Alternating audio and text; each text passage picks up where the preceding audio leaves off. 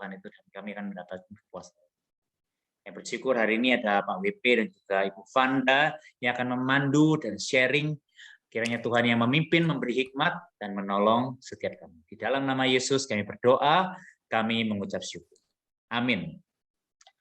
Silakan Pak WP dan juga Bu Vanda untuk menyampaikan materi. Tuhan Yesus memberkati. Iya, selamat malam rekan-rekan. Kali ini saya akan berbicara bersama dengan istri saya, Vanda. Saya ingin memperkenalkan diri dulu ya, nanti istri saya juga memperkenalkan diri supaya rekan-rekan familiar ya. Saya Wahyu Pramudia, WP, biasa dipanggil begitu. Saya pendeta jemaat GKI Ngagel ya, udah 20 tahun saya di tempat yang sama, kelihatan udah tua gitu ya, udah lelah, udah banyak hal lah, teman-teman pelayanan udah pasti ngerti ya, Anda ada di tempat yang sama dalam durasi yang cukup panjang. Nah, itu yang saya kerjakan sih teman-teman. Silahkan. Ya, selamat malam semuanya. Saya Vanda, istrinya WP gitu ya. Kami tidak pelayanan sama di gereja yang sama ya. Saya ada pelayanan sendiri. Saya sebagai guru di sekolah di SD Kristen Gloria 3 ya di Surabaya. Iya, malam hari ini kami akan berbagi cerita pengalaman sebagai sebuah apa ya, panduan gitu ya. Ini bukan pasangan yang sempurna, enggak sempurna gitu ya. Perjalanan kami ada banyak hal yang harus kami atasi bahkan sampai sekarang ini. Nah, supaya teman-teman bisa memetik sesuatu yang berharga gitu ya. Misalnya, oke, saya bisa pelajari ini gitu ya, atau ini kayaknya nggak cocok sama saya, buang aja nggak apa-apa. Ambil yang bisa diambil, buang yang menurut teman-teman nggak relevan gitu ya. Jadi tolong jangan jadikan kami contoh gitu ya, kesempurnaan cuma milik Tuhan dan Andra and the Backbone itu ya, bukan milik manusia gitu ya. Saya mungkin lebih sering berbicara untuk banyak hal, tetapi saya tadi atau beberapa waktu yang lalu udah janjian dengan istri saya untuk dia yang bercerita tentang perjalanan relasi kami ya. Nah, ini adalah anak-anak kami, dua anak dengan kepribadian yang berbeda, yang kontras sekali, yang Tuhan anugerahkan kepada kami, kebanggaan kami sekaligus juga air mata kami, gitu ya.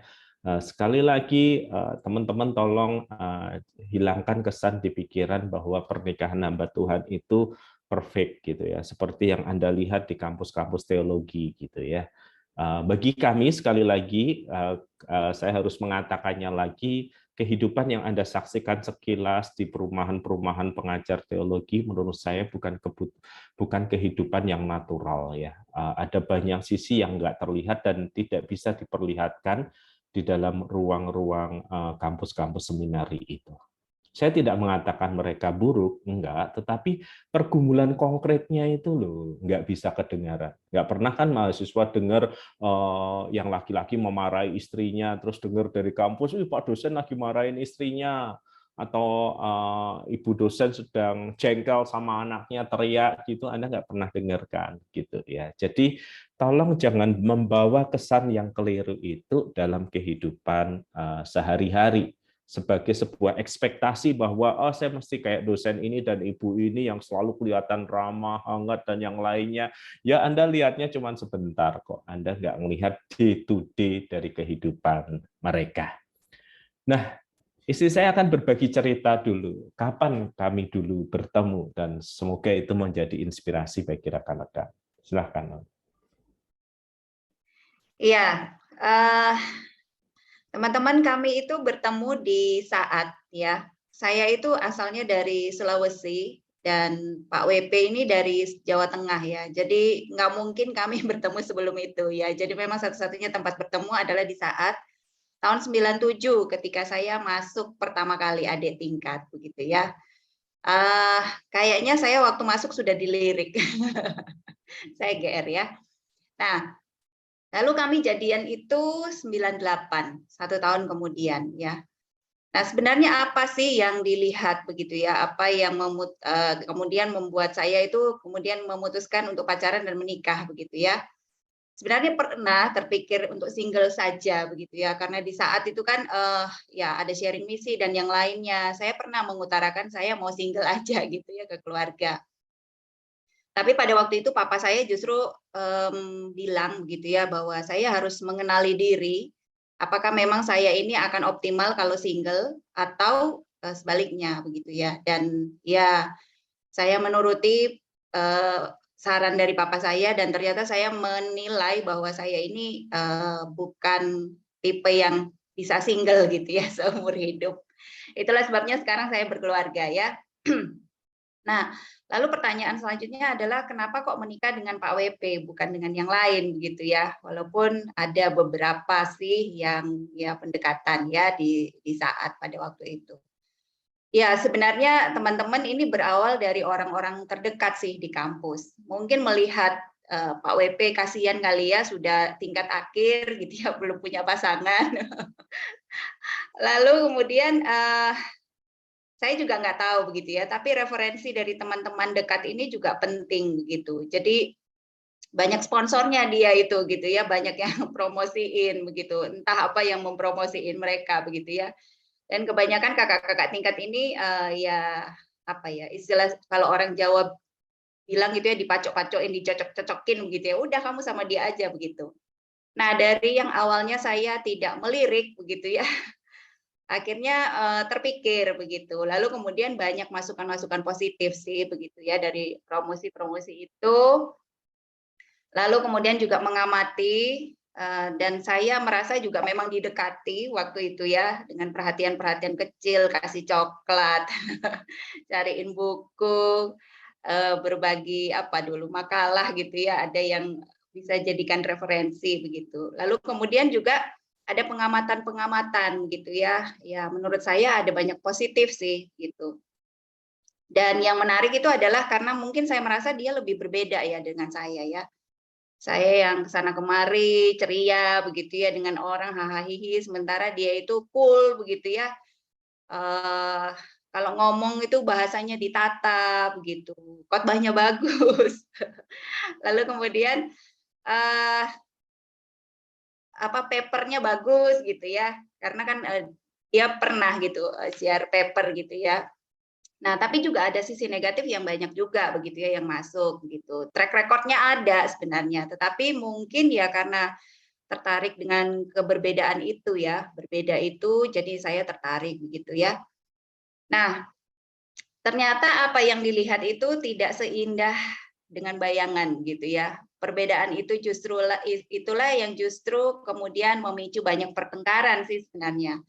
Ya, jadi ketika jadian 1 tahun kemudian ya ada banyak kondisi yang tidak ideal sebenarnya. Di saat itu kan ya semuanya terlihat ideal begitu ya. Ya itulah karena kan apa pergaulan antara cowok dan cewek begitu ya itu di saat kan dulu memang dilarang begitu ya dan waktu itu juga tidak memungkinkan bagi kami yang ada peraturan ATM itu ya, ajang temu muka itu begitu. Kami belum bisa karena saya waktu itu baru tingkat 1 belum diperbolehkan.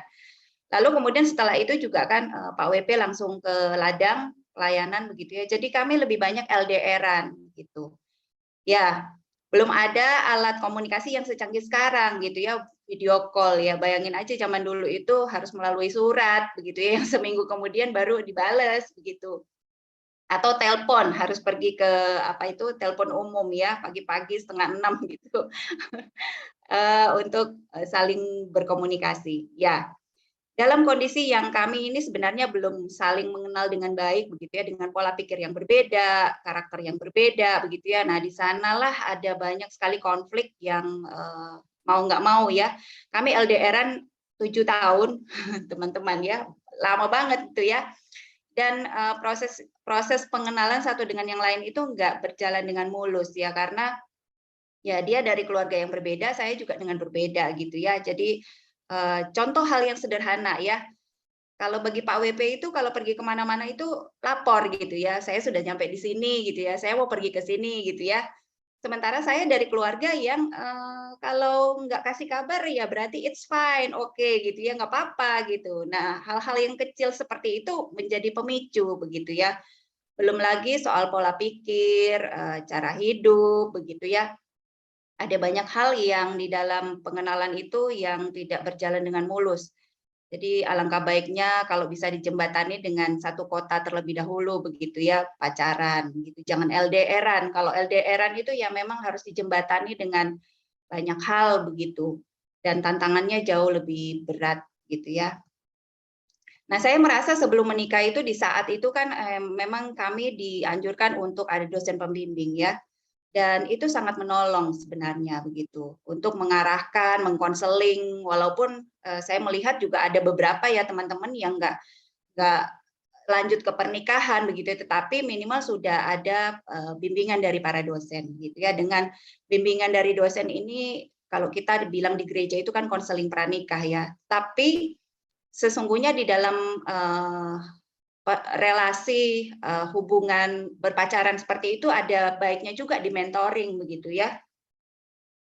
Karena kita sebagai hamba Tuhan itu dibukakan pemahaman tentang perbedaan berdua begitu ya, pola pikirnya, lalu kemudian juga nanti ada banyak hal yang perlu dipikirkan dan juga disepakati bersama. Misalnya begitu ya, nanti kalau pelayanan siapa ikut siapa begitu ya. Lalu kemudian yang kedua yang mengasuh anak lebih banyak siapa yang di rumah begitu ya. Lalu lebih banyak siapa yang di gereja pelayanan.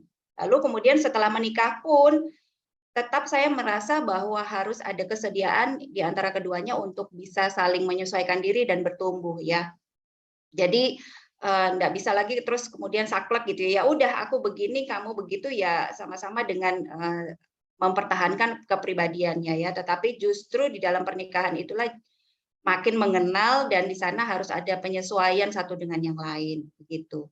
Ada saatnya untuk mengalah juga begitu ya, lalu kemudian mengutarakan keinginan dan harapan juga. Kemudian juga harus ada saling mendukung dan mempercayai ya. Misalnya kalau sudah di dalam kondisi kami berdua begitu ya, kan lebih banyak Pak WP nih yang di gereja karena dia sebagai pendeta jemaat. Saya pada awal-awal pernikahan itu memang memilih begitu ya, dengan sadar saya memilih saya yang di rumah mengasuh anak begitu ya. Nah,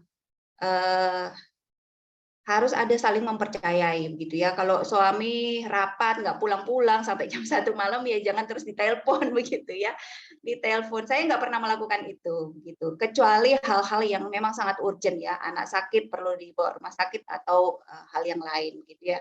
Karena saya merasa bahwa saya harus mempercayai dia secara full begitu ya, atau lagi konseling tahu-tahu terus konseling sama siapa gitu ya di interogasi, enggak begitu. Jadi saya juga menghormati dia sebagai pendeta jemaat, dia tidak bawa pulang rahasia jabatan begitu ya.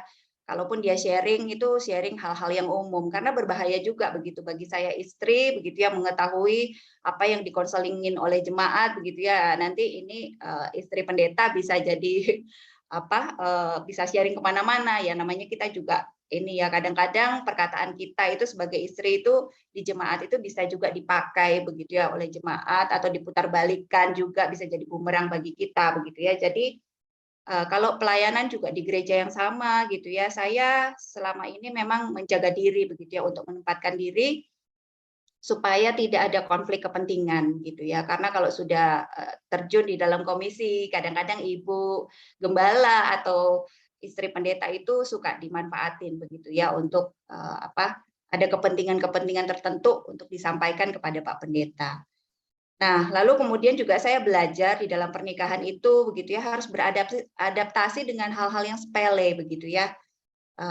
Belajar untuk tidak membesar-besarkan hal-hal sepele karena hal-hal sepele itu memang akan jadi konflik besar begitu ya kalau kita anggap besar gitu. Misal tidak mengembalikan handuk pada tempatnya gitu ya atau ranjang itu harus rapi sebelum tidur gitu ya. Pak WP suka godain saya gitu ya. Orang mau tidur ya kalau tidur itu ranjang pasti berantakan gitu ya. Tapi saya tuh harus merapikan ranjang dulu begitu ya. Dan itu saya sadari gitu, oh iya ya ngapain ya, udah mau tidur aja kok ranjang mesti dirapikan gitu ya. Jadi saya juga belajar untuk bisa menyesuaikan diri ya dengan suami dan juga dalam pengasuhan anak juga kami ya harus sepakat begitu ya, konsistensi itu penting gitu ya untuk pengasuhan anak dan juga satu suara. Nah, kira-kira mungkin itu ya.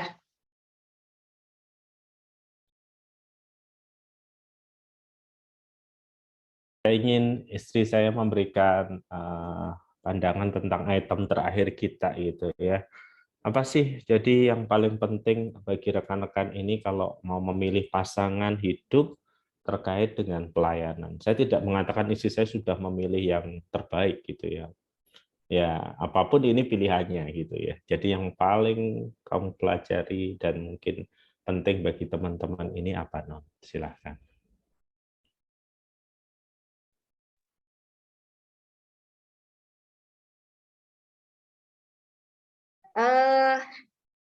Kayaknya tadi itu ya. Harus menemukan diri juga begitu ya. Saya merasa bersyukur sih sebelum menikah itu saya udah pelayanan begitu ya. Jadi saya punya pelayanan sendiri begitu. Lalu kemudian juga memang ada satu waktu di mana saya sebagai guru gitu ya harus vakum karena punya anak. Tapi kemudian setelah saya diberi kesempatan untuk kembali melayani begitu ya di sekolah gitu ya, dapat dukungan penuh sih dari Pak WP juga begitu ya. Dia mengizinkan saya lalu kemudian full time juga. Dan sekarang juga ketika dipercaya untuk memimpin sekolah begitu ya, saya yang meragukan diri saya, dia malah yang mendukung begitu. Sebaliknya begitu ya, ketika dia juga mau sekolah begitu ya, saya juga merasa ya harus ada dukungan yang sebaliknya juga begitu ya, memberikan dukungan kepada dia juga untuk ya ayo gitu ya sekolah lagi gitu untuk mengembangkan diri lagi. Kayaknya itu ya. Oke, thank you. Teman-teman banyak orang mungkin ya akan mengatakan bahwa cara berbicara kami mirip dan yang lainnya, tapi sesungguhnya kami itu beda banget gitu ya. Saya itu di kampus tingkat terakhir itu nggak dapat pacar karena saya serius ngikutin panggilan Tuhan gitu, bukan nggak laku ya. Saya itu di perpustakaan terus baca buku, bikin paper dan yang lainnya gitu ya. Jadi saya tidak tergoda dengan hal-hal duniawi seperti itu gitu. Ya, jadi dengan hidup saya yang berkutat hanya di perpustakaan, buku, tulisan, maka wording itu menjadi penting gitu bagi saya. Semuanya itu harus dipikirkan, semuanya harus tertata, semuanya harus rapi, dan kemudian muncullah makhluk yang kelihatannya hidupnya santai banget ya, rileks, ketawa sana sini, kayak nggak mikir apa-apa gitu ya. Pelajaran pertama. Yang berbeda memang selalu menarik, tetapi perbedaan yang menarik itu juga akan menjadi duri yang paling tajam dalam relasi ya. Ya, jadi bisa dibayangkan kan problem yang kemudian bisa muncul kan gitu ya. Saya sharp on time orangnya, ya sekali ya ya ya gitu ya. Tetapi istri saya berbeda gitu ya. 6:30 bagi dia itu 6:30 lewat 5, lewat 10, lewat 15, lewat berapapun ya masih 6:30 gitu ya. Jadi hal-hal kecil itu yang bisa membuat kami terus berkonflik gitu ya. Nah, seiring dengan waktu saya mencoba belajar lebih rileks ya. Mungkin istri saya juga lebih tertata, tetapi kalau kami melihat anak-anak kami gitu ya, anak-anak itu mewarisi diri kami gitu ya, ada kakunya, ada yang gimana perilakunya dan yang lainnya. Oke, jadi mari kita lanjutkan untuk memberi penegasan tetap terhadap beberapa hal ketika teman-teman mencari pasangan hidup ya. Pertama, temukan pendamping yang cocok. Nah, karena ini hamba Tuhan saya mau ngomong, yang Kristen ya. Dan denominasi gerejanya kompatibel. Nggak harus sama, tapi kompatibel ya. Kemarin kita punya case dengan case konseling saya, hamba Tuhannya rajin melayani, yang perempuan juga rajin melayani, tetapi yang perempuan dari gereja, misalnya, mohon maaf ya, yang agak berbeda gitu ya. Advent misalnya. Nah, ibadahnya satu Sabtu, satu ibadahnya Minggu. Nanti kalau mereka berdua pelayanan gimana? Atau yang lebih ekstrim misalnya, yang satu dari gereja Reform, yang satu dari gereja Mormon misalnya. Ini kejadian beneran loh yang saya ceritain. Nah, jadi sebelum jatuh cinta, sebelum lebih lanjut, periksa dulu denominasi gerejanya kompatibel enggak gitu. Sudah ada plan siapa yang ngalah ikut siapa jika berbeda gitu ya. Kita sama-sama jadi orang Advent, kita sama-sama jadi orang Mormon gitu, atau apa gitu loh. Jangan sampai sudah terlanjur cinta soal denominasi nggak kompatibel gitu. Jangan ya, itu pastikan ya. Oh ya, nomor satu tentu beda gender. Yang kedua, dia calon teman-teman mesti terlibat pelayanan paruh atau penuh waktu di gereja atau organisasi. Kenapa? Karena jangan sampai dia sama sekali nggak ngerti pelayanan. Nggak harus sesama hamba Tuhan, nggak harus ya. Saya dulu juga nyari nggak harus sesama hamba Tuhan, kok kebetulan aja kami ketemu di last minute bagi saya gitu ya. Saya udah nggak banyak pilihan, istri saya lebih banyak pilihan kan. Sebelum lebih banyak pilihan kan gimana caranya supaya nggak punya pilihan lain gitu kan. Nah itu yang harus dilakukan gitu ya. Jadi carilah yang terlibat pelayanan. Nah saya mau ngasih tambahannya. Kalau dia bukan hamba Tuhan, pastikan dia punya pekerjaan yang kalau bisa mantep. Karena gaji hamba Tuhan itu nggak seberapa. Ya, Chris? Dan hamba Tuhan kemungkinan pindah-pindahnya tinggi. Karena itu saya sarankan rekan-rekan kalau pacar Anda mencari pendamping hidup, kalau bisa misalnya ini hamba Tuhan nih, ini karyawan BCA gitu. Ini hamba Tuhan nih, ini guru. Ini hamba Tuhan nih, ini dokter. Ini hamba Tuhan nih, ini anaknya Haritanu gitu loh. Jadi orang-orang yang bagi teman-teman dia itu nggak butuh support finansial teman-teman. Mau saya ngomong sangat jujur ya, karena duit teman-teman nggak akan seberapa. Ya kecuali teman-teman anak atau cucunya Pak Haritanu atau yang lain gitu ya. Tapi mayoritas hamba Tuhan datang dari kelas bawah menengah gitu ya. Kalau kemudian Anda udah dapat yang terlibat pelayanan penuh atau paruh waktu, tetapi secara finansial dia bergantung kepada Anda, jangan. Dia akan kecewa, Anda akan mengecewakan dia. Kan kita selalu nyanyi seperti pemazmur. Selain kau tiada yang lain di bumi dan di surga, berarti nggak punya apa-apa, cuman punya Tuhan doang gitu loh. Ya, jadi kalau Anda nyari yang bukan hamba Tuhan, make sure dia punya penghasilan yang tetap dan tidak bergantung kepada Anda. Syukur-syukur dia bisa menyekolahkan Anda malahan. Ini penting secara realistis untuk kemudian dikatakan. Yang ketiga, penampilan fisik di mata Anda tidak memalukan. Orang boleh nilai apapun ya, tetapi Anda harus jalan bangga bersama dengan dia. Karena Anda akan sering kelihatan berdua. Kalau Anda malu jalan bareng dia, ya gimana gitu. Nggak harus berarti diekspos bareng gitu ya. Sering foto bareng, kami jarang mengekspos foto berdua atau foto keluarga gitu ya. Tetapi Anda nggak boleh malu jalan sama dia. Bagaimanapun kondisinya dia, Anda nggak boleh malu. Kalau Anda mengatakan, Pak, saya sudah cocok, tapi saya malu dengan penampilan fisiknya. Kalau pelayanan, dia suruh datang belakangan aja supaya dikira supir saya, nanti dikira saya punya security. Jangan dengan orang itu. Nah, sekarang saya bicara tentang kebutuhan psikologis. Perempuan, Anda ini butuh lover atau butuh father sih? Gini loh, ada perempuan-perempuan yang mengidamkan figur papanya gitu. Figur father gitu ya. Ya cari yang figurnya kebapaan. Nah, salah satu panitia yang single yang nggak saya boleh sebut namanya sering-sering itu jelas kelihatan. Dia suka dengan, dia butuh yang kebapaan gitu ya. Itu beda gitu loh. Yang kebapaan sama yang lover itu beda. Bapak nggak akan banyak merayu. Bapak itu mengayomi, memberikan kestabilan. Tetapi kalau Anda butuh lover, pecinta, pengagum Anda, ya carilah seperti itu. Laki-laki, Anda butuh ibu, mother, atau lover sih? Mother artinya ibu yang mengasuh Anda, merawat Anda, memberikan dukungan, atau Anda butuh lover. Lover, orang yang mengasihi Anda, mencintai Anda, mendukung Anda. Ayo kok, kamu bisa kok, aku nggak bisa hidup tanpamu kok. Dan yang lainnya. Jujur, Anda butuh yang mana? Dan belajar dari pengalaman kami yang tidak baik itu, setidaknya tolong jangan terlalu cepat menikah. Mayoritas Anda udah telat. Nambah 2-3 tahun telat lagi nggak mempengaruhi. Daripada jam kemudian ke dalam pernikahan. Saya ini case paling buruk yang pernah saya tangani adalah case percobaan pembunuhan seorang hamba Tuhan terhadap pasangannya.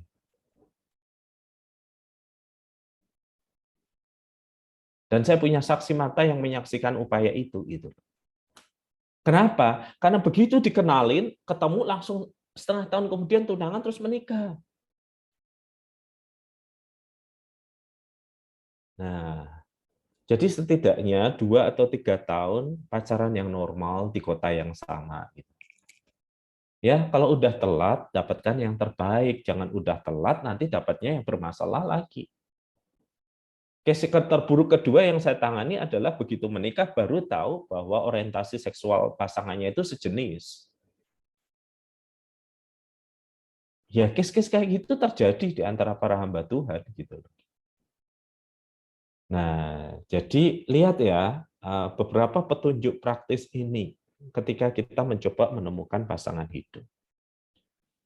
Lalu bagaimana dengan mengupayakan kebahagiaan dalam pernikahan? Nah, ini saya mau ngomong dengan sangat jujur. Pertama, pernikahan bukanlah satu-satunya sumber kebahagiaan hidup. Kalau Anda menikah melarikan diri dari ketidakmampuan hidup single, Anda lari dari satu problem ke problem yang lain. Jadi orang sebelum menikah itu sudah harus punya sumber kebahagiaannya sendiri. Oh, saya guru, oh, saya pendeta, oh, saya penginjil, oh, saya punya hobi ini.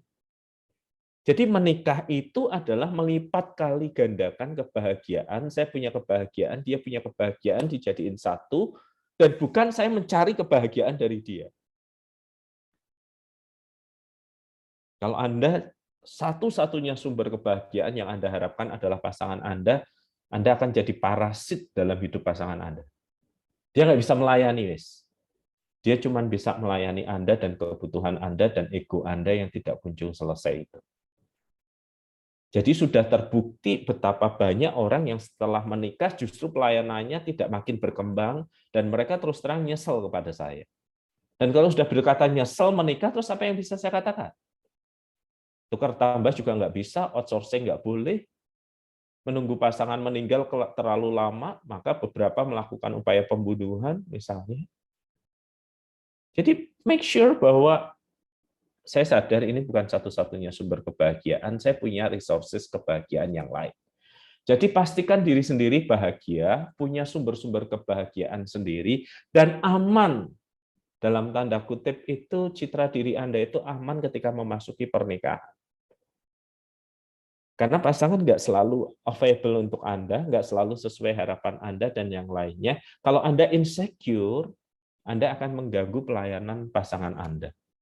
Oh, dia ketemu siapa ya? Dia konseling sama siapa ya? Kok yang ditemuin mayoritas perempuan ya? Kok perempuannya saya dengar cantik ya? Atau istri saya ini kok banyak ketemu dengan kaum bapak ya gitu ya? Kalau dia bicara di kaum bapak, saya lihat bapak-bapak itu kok happy sama dia ya.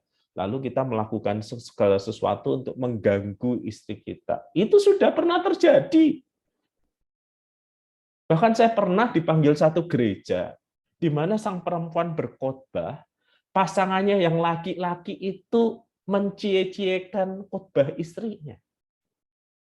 Dan itu kebaktian kaum bapak.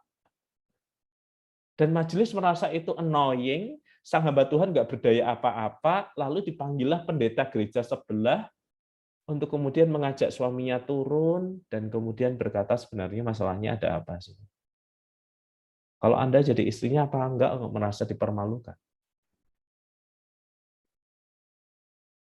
Jadi orang yang tidak aman, dan saya ingin memberi peringatan kepada hamba Tuhan perempuan ya. Figur Anda sebagai hamba Tuhan akan menarik banyak pria bermasalah. Make sure Anda bisa menerimanya atau tidak. Ingat, Anda punya pelayanan yang harus dipertanggungjawabkan kepada Tuhan dan tidak boleh menjadi babysitter dari pasangan Anda seumur hidupnya. Panggilan itu lebih berharga dari pernikahan. Ya, pernikahan bisa menghadirkan kebahagiaan, ya, namun juga kesedihan. Realistis saja menurut saya. Ya, yang realistik aja bahwa kita bisa bahagia, kita bisa sedih. Kalaupun kita sedih, kita punya sumber kebahagiaan lain. Jadi pasangan bukan satu-satunya sumber kebahagiaan kita. Nah, yang terakhir sebelum kita bertanya jawab adalah pernikahan mestinya memperluas wawasan ya, cara berpikir. Nah, saya jadi ngerti sudut pandang istri saya gitu ya. Walaupun saya sering mengatakan enggak, kelihatannya enggak dengerin, kan tapi saya pikirkan juga. Oh iya, dia benar juga sih gitu ya. Walaupun kadang-kadang pengakuan itu susah keluar begitu ya. Dan kita nggak selalu firm dalam pelayanan kok. Tanya istri saya udah berapa kali saya mau give up aja dari pelayanan ini aja gitu ya. Saya udahlah capek lah, udahlah wis nggak tahu mesti ngapain lagi lah, wis udahlah wis kayak gitu. Atau kadangkala juga saya merasa saya perlu memberikan dorongan bagi istri saya, yaitu terjadi. Lihat, plus kita punya anak-anak. Kalau Tuhan percayakan. Dan tiap anak-anak itu ada problematiknya sendiri. Ringkasnya saya mau berkata ini teman-teman. The best, teman-teman dapat partner. The worst, teman-teman dapat klien seumur hidup. Dan itu akan menghambat pelayanan teman-teman. Jadi, pilihlah dengan cermat, bukan dengan cepat. Karena dalam kecepatan, banyak kecermatan yang terlewat. Oke, saya mau berhenti dulu di bagian ini. Kalau ada yang ditambahkan oleh istri saya, silahkan. Silahkan. Nggak ada? Oke ya. Nah, silahkan dipandu kalau ada pertanyaan, tanya-jawab, silahkan. Anda boleh bertanya ke saya atau istri atau siapapun gitu ya. Ya, Silahkan, Pak ada Ivan. saudari. Terima kasih untuk pemaparan materinya. Kita akan masuk ke sesi tanya jawab ya bagi Bapak Ibu atau teman-temanku sekalian yang pengen tanya, bisa juga langsung DM ke saya ya. Nanti saya akan bacakan. Kalau yang mungkin malu-malu gitu ya. Tapi di sini kalau yang berani dan sudah raise hand, kami akan mempersilakan terlebih dahulu. Nah, malam hari ini ada seorang penanya yang udah raise hand, yaitu Aili dari Surakarta. Silakan untuk unmute dan menyampaikan pertanyaan. Ya, malam Pak WP dan Bu Vanda. Saya Aili. Saya lagi tergelitik ya Pak. Waktu Pak WP menyinggung tentang perbedaan itu ya dia. Nah, memang sudah cukup lama sih Pak. Saya agak apa ya? Berpikir seperti itu ya. Jadi karena ini keluarga dekat saya juga gitu ya Pak. Yang laki hamba Tuhan seperti itu. Saya hanya ingin bertanya Pak, maksudnya apakah memang hampir semua pria itu mempunyai sifat yang kalau misalkan on time, terus kalau yang istrinya tidak on time itu apakah memang marah gitu ya Pak ya? Dan baik ya Pak, kalau Pak WP tadi bisa menyesuaikan dengan istri gitu ya, itu sangat baik. Nah, tetapi ini enggak gitu loh Pak, ini dipertahankan seperti itu dan akhirnya malah membuat istrinya itu ketakutan gitu, maksudnya takut gitu loh Pak, kalau enggak on time tuh takut banget gitu loh Pak. Nah, apakah pertanyaan saya memang hampir semua pria tuh memang seperti itu atau itu balik ke pribadinya aja sih Pak, seperti itu sih Pak. Iya. Ya, makasih Pak, makasih Bu Vanda. Ini saya kasih perspektif dulu ya, kemudian nanti istri saya ya. Sebenarnya saya itu nggak berubah. Gitu. Cuman saya sadar kalau ini terus dipegang teguh, nanti kami berkonflik terus. Ya kadang masih rada kesel sih itu ya. Tapi kan urusan pernikahan bukan hanya sekedar on time yang waktu ya. Urusan pernikahan itu majemuk banget gitu. Jadi kadang ya saya harus bernegosiasi bukan hanya dengan istri saya tapi dengan diri saya. What the point of on time ya gitu. Ini kalau memang telat sedikit kenapa sih? Apakah ini merusak keseluruhan gambarnya gitu ya. Nah, itu sih proses di dalam diri saya sih gitu. Jadi walaupun saya sekali lagi tidak mudah untuk bernegosiasi dengan diri karena pola itu sudah terbentuk di keluarga saya. Di keluarga saya liburannya 3 bulan lagi sudah ditanyain kapan datangnya jam berapa, pulangnya kapan. Semua mesti detail, mesti jelas gitu ya. Nggak ada tanpa plan yang jelas itu gitu ya. Nah, Nah, di dalam hal ini karena kami berbeda ya saya bernegosiasi dengan diri saya. Gitu. Silahkan. Ya, Ya, terima kasih atas jawabannya. Bu Vanda, ya, apakah mau ya. Terima menambahkan? kasih Pak WP. Ya, Silahkan, Non. Saya ya mungkin memang harus dua belah pihak ya yang menyesuaikan diri begitu. Nah, memang kalau ini mungkin ada banyak hal ya yang menyebabkan seperti itu begitu. Jadi ya ada baiknya keduanya yang memang harus saling menyesuaikan diri begitu ya. Jadi nggak cuma menuntut di istrinya, tetapi juga suami istri harus saling menyesuaikan diri. Iya. Terima Dan kasih. yuk silahkan, Pak. Ada pertanyaan dari Kathy dari Bandung. Bagaimana Pak WP bersama istri menghadapi mertua masing-masing? Apakah ada saran kepada misalnya ya berkaitan dengan mertua dan lain sebagainya? Nah, silahkan Non duluan Non. Karena kami datang dari budaya yang berbeda ya. Iya, kalau saya mengamati lebih banyak sih yang dari ini ya, kalau menantu perempuan dengan mertua perempuan ya, yang selalu ada masalah begitu ya. Nah, saya bersyukur ini saya dengan mama mertua saya baik-baik saja karena karena berjarak begitu ya. Jadi kami tidak tinggal serumah begitu ya. Jadi ya memang mama mertua juga di Jawa Tengah gitu ya. Terus mama saya juga di Sulawesi sana begitu. Tapi kami juga memang punya prinsip ya, bahwa kami mungkin juga kalau misalnya satu kota kali ya dengan orang tua, kami punya prinsip kami akan tinggal sendiri begitu. Kami harus mengurus keluarga kami sendiri begitu ya. Memang pontang-panting sih ya di awal-awal, apalagi dengan anak-anak yang masih kecil-kecil. Saya kadang-kadang iri gitu ya, oh ada mertua yang bisa dititipin anak begitu. Tetapi saya bersyukur justru dengan kami mengurus semuanya sendiri, tidak dilibatkan dengan keluarga besar begitu ya, khususnya dengan mertua. Jadi hubungan kami baik-baik saja begitu. Jadi mungkin itu salah satu kali ya, berjarak juga begitu. Dan ya saya juga bersyukur ya, mertua saya orangnya sangat moderat begitu ya. Jadi tidak memaksakan kehendaknya dengan pengasuhan saya terhadap anak-anak begitu. Walaupun mungkin kali gemes kali ya lihat saya nggak tahu. Itu dari perspektif saya. Iya, saya hanya ingin menegaskan satu hal. Menantu itu nggak bisa dekat dengan mertua melebihi anak dekat dengan orang tuanya. Ya, jadi anak menantu itu frase yang tepat gitu.